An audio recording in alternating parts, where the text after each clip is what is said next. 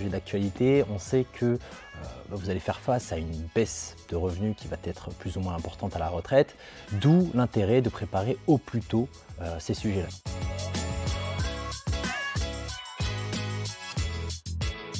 Les principaux avantages du PER vont être notamment la déductibilité au niveau de votre assiette imposable des versements que vous allez faire sur le PER.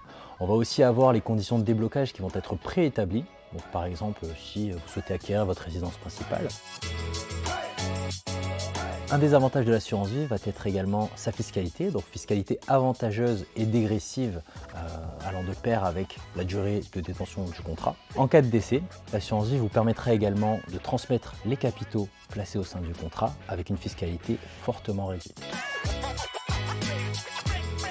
CPI vous permet potentiellement de bénéficier de revenus qui vont être finalement des loyers, sans contrainte de gestion et bien sûr en contrepartie de frais de gestion. Il est possible d'investir en SCPI en démembrement. Donc le démembrement c'est assez simple, on va distinguer la nue propriété de l'usufruit, investir et acquérir finalement la nue propriété temporaire avec un prix réduit, donc une décote sur le prix d'acquisition et finalement faire coïncider le moment de la perception des revenus avec votre moment de départ en retraite.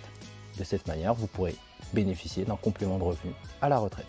Pour résumer, et quelle que soit la solution pour laquelle vous optez, il est recommandé d'avoir une épargne diversifiée, donc tant au niveau des placements financiers que des investissements immobiliers.